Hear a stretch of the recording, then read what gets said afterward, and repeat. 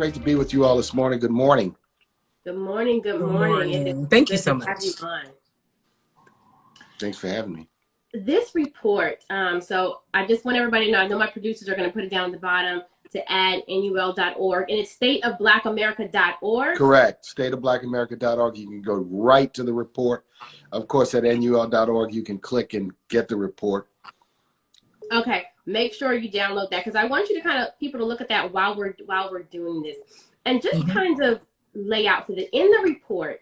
It's several parts. The first, you break down the plot to destroy America in 4 different areas, especially, and this report pays attention especially to voter registration, what's happening, voter suppression. The second part is the equality index. You all, your mind will be blown. Some of us may not be surprised at how much of the pie that we're getting or not getting, I'll say. And then for the first time, you have a public opinion poll that really goes into the sentiments of how Americans feel, not just Black Americans also, and then the numbers on where we are. So let's start at the top. This is your 46th report. Yeah, and I am, first of all, let me congratulate you all on this IG Live, and thank you for having me, and hope we can come back a lot of times and be part of this great conversation. But State of Black America was born in 1976 when Vernon Jordan watched President Ford deliver his State of the Union address.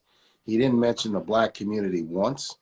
He didn't mention urban communities. He didn't talk about poverty, racial justice, or any of the issues afflicting Black America at that time. So Vernon Jordan said, I'll do my own report.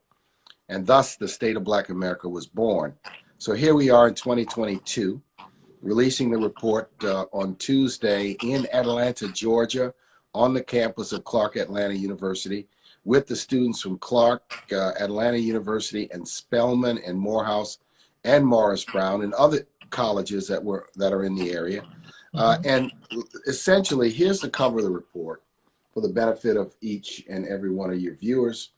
This is a executive summary of the report. The full report is online at stateofblackamerica.org, but it is under siege, the plot to destroy democracy. And why do we say it is a plot to destroy democracy?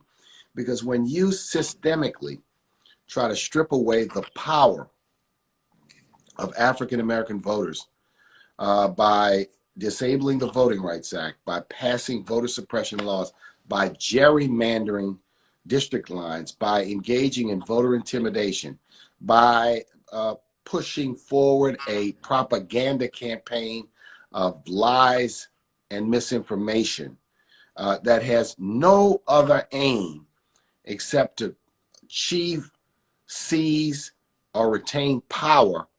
It is a plot to undermine democracy. And it, Ebony, began way back, I think a long time ago, but it took a new turn in 2008 after the election of Barack Obama. And then it took another acceleration under Trumpism, and it literally was placed on steroids beginning on January 6th with the insurrection at the Capitol, the attempted coup to disrupt the peaceful transfer of power. And then after that, hundreds of laws were introduced at the state level to simply strip away vote by mail, early voting, drop box voting, impose new onerous requirements, like if you vote absentee, you've got to print your driver's license number down, or new voter ID requirements, which say you can use this ID, but not use that ID. This has been a campaign, and those who are the purveyors of it, those who are the architects of it, they want to be quiet. They want to hide behind the big lie of fraud and lack of integrity in our election system, because it advances this cause. But it is a plot to destroy and undermine American democracy, which is a system of universal suffrage. One person, one vote, everyone equal, everyone having access to vote for the candidates and the issues of their choice. Are there any of those laws, I wonder, that stand out to you as most concerning, if you could give an example?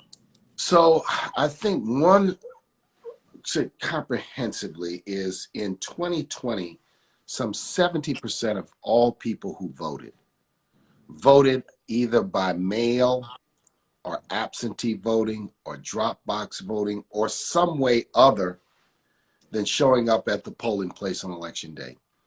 Many of these laws try to take away all of that, eliminate vote by mail or severely restrict it, eliminate early voting or severely restrict it, eliminate drop box voting or limit it into non-existence. That's egregious. And then I think the other thing that's egregious is we're now in a reapportionment phase. It's been the gerrymandering of district lines. Now, why can much of this happen? Well, in the South, for many years, 50 years, a state had to get the pre-approval of the Justice Department to ensure that their maps were not discriminatory. The Supreme Court knocked that provision out in 2013 and literally allowed all of these states with a history of discrimination to operate unfettered, unchecked, without accountability. That's what we are facing. On one hand, take away the protections. On another hand, create a tsunami with a cover story of fraud. And that's why Black people, Latinos, our allies, people who are disabled, senior citizens. My mother likes to early vote. She wants to avoid the line. She makes 90 this year. She is an all-the-time voter. She was denied the right to vote when she was a young woman in New Orleans back in the 1950s. She will vote come hell or high water. But she wants to vote and avoid long lines and avoid difficulty in parking and go during early voting, take her time and be able to vote with less pressure. She doesn't trust mail. She doesn't trust drop boxes, but it's a choice. We should give Americans a choice. And as soon as Black people began to use early voting and vote by mail, which were really, really ideas that Republicans began, then all of a sudden now there's this effort to cut it back. So hopefully that answers your question. It does. And helps people focus on what we have. When we say plot, it's a multiplicity of things, not just one thing. And then there's this big, we all know about a cover story. A cover story. You got to have a story to cover up the truth. And that is also a big part. And you have the echo chamber of right-wing talk radio, the echo chamber of Fox News, the echo chamber of right-wing, far-right politicians in the Congress and around the nation, just continuing to say fraud and integrity when there is not a scintilla of evidence or minutia of support for such an assertion. I'm glad you said that because fixing your finances in the comments, she said, I think it's ironic that the idea of voter fraud was pushed early on. And when I was going through, I try to keep a list just so people know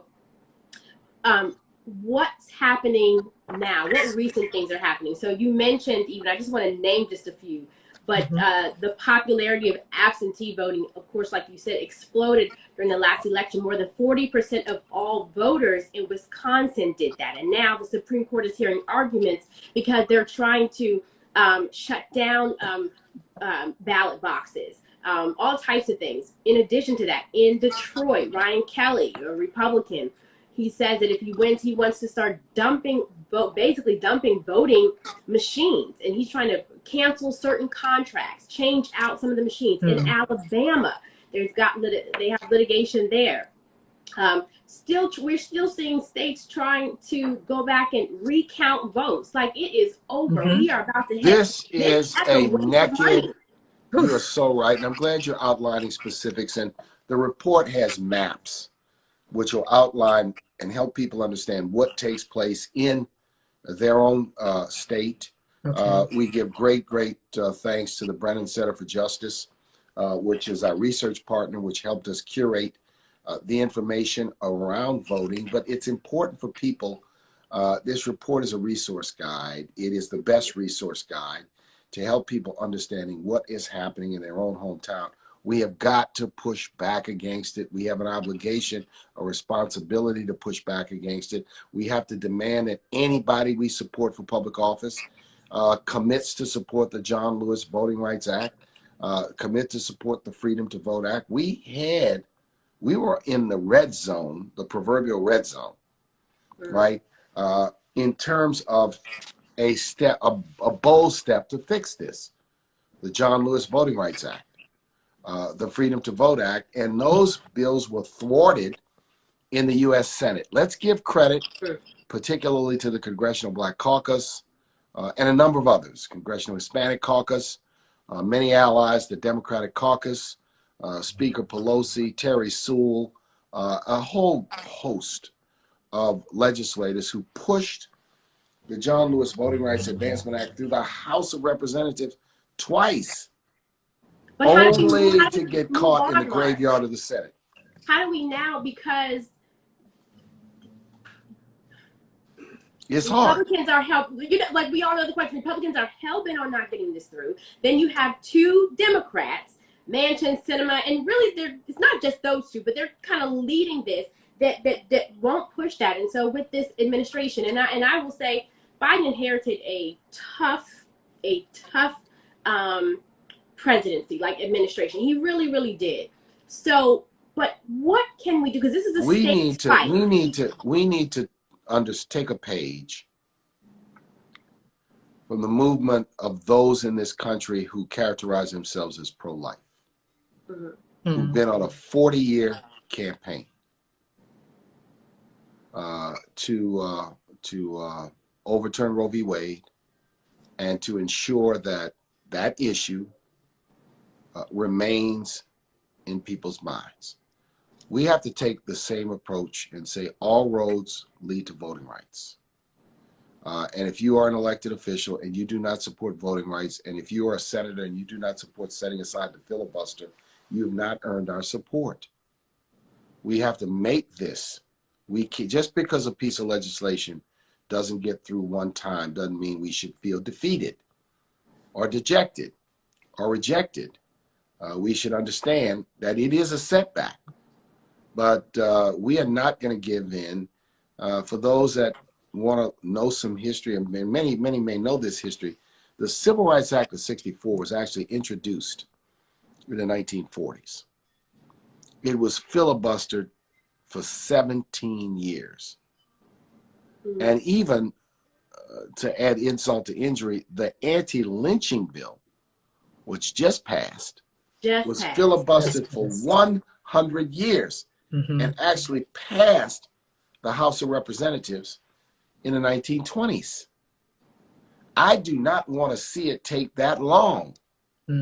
But I offer that because it requires a sense of resolve, a sense of high priority. The National Urban League works on issues of economic empowerment, economic justice, educational equity. Some people have said, well, why are you not just sticking to that? Because without voting, without democracy, we have no voice. We have no seat at the table. We have no way of impacting these issues. We have to understand the basic building blocks of power. And this is about us having equal power with everyone else to be able to address the issues that face our community. Renita? You know what I would love to get into, Mark? You guys actually have some of the numbers of how detrimental misinformation was to the 2020 election cycle. Can you talk about that? Like, what does the State of Black America report say specifically about that? And then also, we'll talk about more solutions that everyday people can do. Actually, can you start with that? Thank you for your voice, too. Because I feel like we're on that conversation already. The report lists different things people can do every day in addition to what public officials can do. But can we start with that? Yeah, let me go back to the beginning of your question, which is around misinformation, and help people understand one of the more sinister elements of the dis and misinformation campaign targeted at Black people. It took place in 2016. Go back, it's online, and look at the 2018 State of Black America report. In that election, there was a whole lot of smoke and fire around what Vladimir Putin did. What he really did was not fully reported in the media, but was uncovered by the Senate Intelligence Committee and by the National Urban League with our research partner, the German Marshall Fund and his Transatlantic Project. Vladimir Putin ran an internet-based campaign for 8 to 10 months in 2016, targeted at the African American community. Its intent was messages saying to African American voters, particularly younger African American voters, do not vote. And the messengers in that campaign were phony personalities created by Russia. One of the most interesting ones was a personality called Woke Louisa. If you looked up Woke Louisa online, she's a sister rocking a mean fro. She's got a fist up in her picture. She's hashtag Woke Louisa. Her community, now she doesn't exist, she never existed. This was a Russian fiction. Don't vote, all politicians are sellouts. Don't vote, they've turned their back on you. Send a message by not voting at all. And this was months and months and months of paid internet ads, Facebook posts, Twitter posts. There were fake news sites, fake rallies. These bots went online and said, there's going to be a Black Lives Matter rally on the corner of blank, blank, blank, blank, blank. People went, and of course, there was no rally organizer there. This is what they did in 2016. Then when the election got close, they did two interesting things. They said, well, if you really insist on vote for Jill Stein. Vote for Jill Stein. And then they appropriated the language of Malcolm X and many other freedom fighters as their own language to justify banner. It says African Americans for Hillary Clinton. Then the banner says, are you tired of long lines? Now you can vote by text. Wow. And they have a text number there. Yep. So they which of course was a complete fiction. I point that out because it is evidence of the fact, and we do know that the Trump forces were cooperating with Russia in those days, of the extent to which one of the focuses of far-right politics, white supremacist politics, nationalist politics in this country is to try to thwart by any means necessary the African American community and to some extent the Latino community and younger voters of all races from participating in elections in large numbers. And this is now complemented by this tsunami of voter suppression laws, this, if you will, effort to gerrymander. Look at Florida, what the governor is doing in Florida.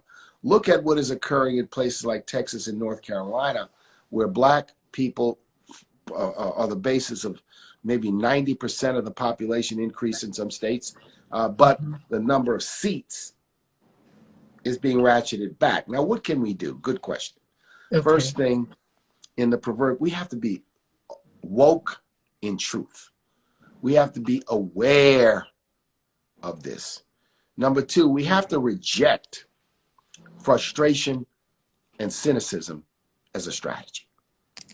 I'm frustrated. This frustrates me. Well, I can be frustrated. It's not a strategy. It's not a response. It's a reaction. So we have got to elevate our fight on every level to pass John Lewis to raise awareness about it, to pass Freedom to Vote to raise awareness about it, to support legislators, because in places like Texas and Louisiana and Mississippi, like Alabama, Georgia, South Carolina, you have courageous legislators pushing back, fighting back on these suppression methods. And they are not getting a lot of attention and visibility in the press, but they are fighting back. And then we have to fight back in this election cycle by registering, by ensuring we're registered, and by making sure that we know what these restrictions are. And we have to try to vote notwithstanding them. We cannot be frustrated. We cannot be frustrated. I'm concerned about cynicism and frustration, and we withdraw. We go to the sidelines. We sit in the grandstands. We observe the effort, and by doing that, we become unwitting and unwilling enablers of those that want to seize our power. So I think it's going to be hard to get the frustration out of people, but let it fuel you, right? Fuel you into some type of action. I've never seen, the Secretary of State candidates coming out the woodwork, like the positions that people are locking for, because when we look at those positions and we look at how laws are changed, we've got, I think, about 36 governor races that are important. There's some that Democrats may be able to flip. But we saw in Georgia what happened. There's a suit now going on with Fair Fight in Raffensperger, over what happened with Stacey Abrams. I mean, it is incredible what's happening in these elections offices. So it's almost like the goalpost keeps moving. I do want to, well, let me just say this. Please, everyone, go to NUL.org. You must look at this report because it was released. Mark, they released, relaunched a voting campaign. Reclaim Your Vote. We relaunched with a big rally, and we're going to build this campaign. We wanted to get started early. People can see steps and what to do if you go to the website. So and the website talks about, you're absolutely right. And I think we have to lift up the proactive steps that we need to take. I mean, one of the things that's important to people is to understand that if you could have been purged if you haven't voted in some states in just 2 years. Check your registration. You could be removed because you moved to a new apartment, or during the pandemic you went back to live with a friend, a relative, or parents. You move into another state. This is so critical to understand. Right. Absolutely. How we can lose our registration. So we have to get registered. We have to encourage everyone in our house, in our home, in our family to get registered. We have to underscore that voting is not a panacea. Voting is not an elixir. It's not a silver bullet or a magic pill. It's our way of ensuring that our voice is heard. Second thing we need to do is be informed in our state about what the voting rules are. Can I vote by mail? Can I vote absentee? Can I vote early? Do I have to go to the polling place? Where's my polling place? What do I need? I have to educate people. This is not, my mother shared with me that in the 1950s, when the literacy test was used, that one of the tactics that civil rights and community-based organizations use was to have classes to prepare people for the literacy test. It wasn't something we wanted to do. It was something we were forced to do in very difficult times. And these are difficult times when it comes to voting because of Obama's election in 2008, because the Biden-Harris ticket prevailed with high voter turnout, because Raphael Warnock and John Ossoff, Stacey Abrams and Keisha, and you name a whole host of people in Georgia who were active in turning out the vote. Because of that, this backlash has become much more aggressive. Absolutely. It becomes more aggressive when there are victories. Georgia is a great place to start in how we mobilize. I want to look turn really quickly to. I know we only have you for a few more minutes, but I want to turn really quickly to the equality index. Yes. In the Urban League, you all have to look. I'm going to keep saying this. You must go and download this report. And it talks about the piece of the pie when it comes to equality in America. What Black America is getting. And that number is 73.9. But when you break it down even more into how we look in various educations, be it the median wealth numbers, which for Black America is $24,000. For white America, it was $188,000. I actually put the report down at that point. When I got to that number, I was like, I'm done. It wasn't surprising, Mark, but it was just affirming. It's disconcerting. It is. That, you know, but these numbers are relative. So and this is all before. Yeah, before the pandemic. Before COVID. These are pre-COVID numbers. Yeah, we like the analogy that our chief economist, Dr. Bernie Anderson, always shares always reminds us, and that is Black Americans are like a caboose on a train. So when the train speeds up, our conditions may improve, but relative to white Americans, the gap is the same.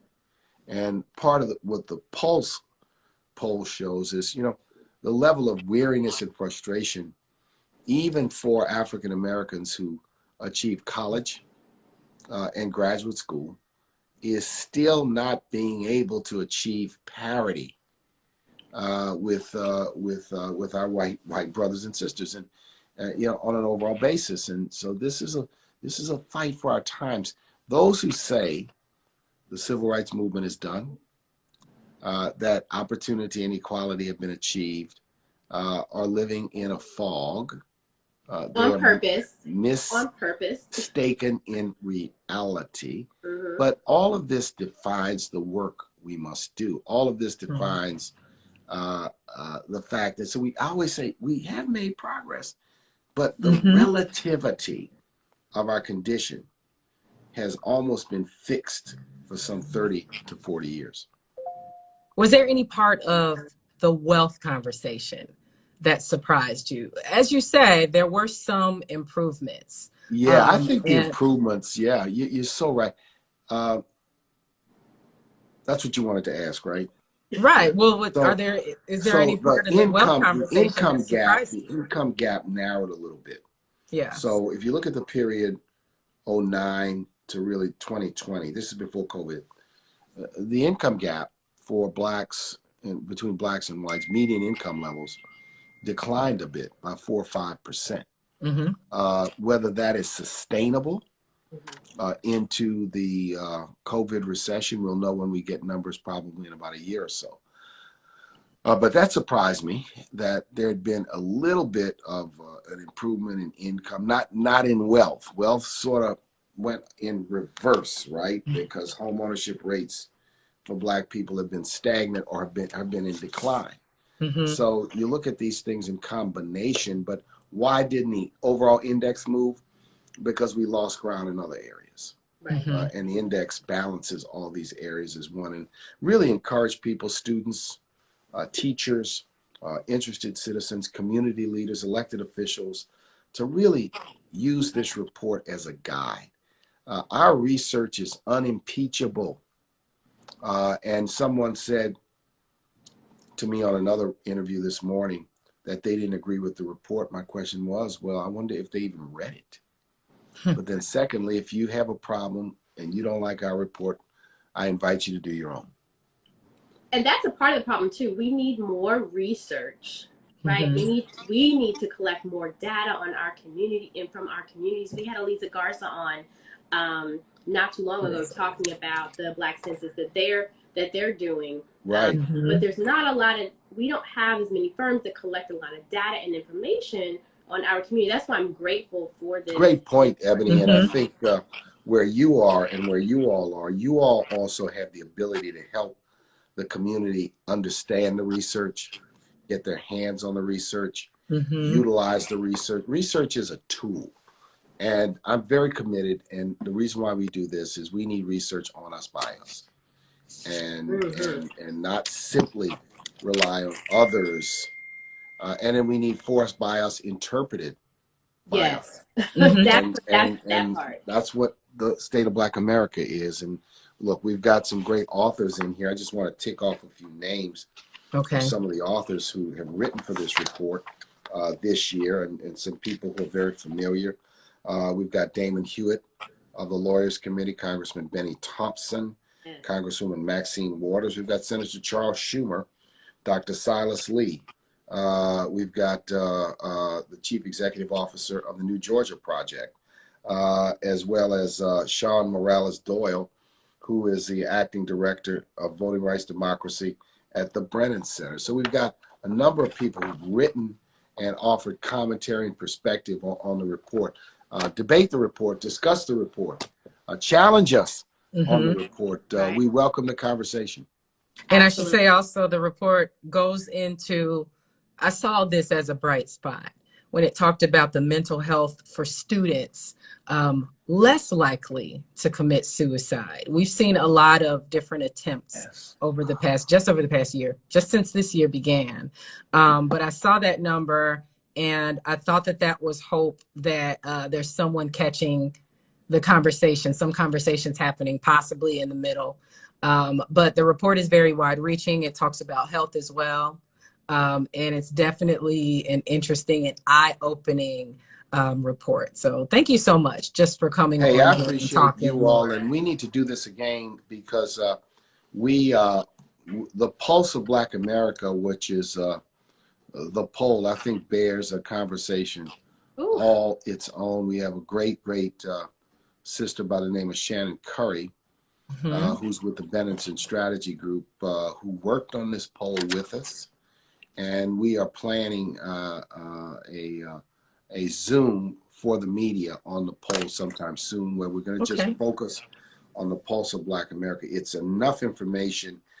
When we got the poll, this is too much information to really talk about on Tuesday at Clark Atlanta University. So we're going to be doing a follow-up, and hopefully we'll do this again. And I want to thank you all for what you do. And Absolutely. thank you for having me. And let's do it Mark. again. And let me just say to everyone, blessings on Good Friday, Passover, or Ramadan, whatever you celebrate, whatever you recognize. Yes. I just want to send peace and blessings to everyone. Marc Morial, president of the National Urban League. Make sure you follow him online, and also make sure you download that report. Marc, thank you again for Hey, Thank thank you. you. Appreciate both of you all. See Of you course. next time. Thank you. All right. Take care. Be blessed. Take care.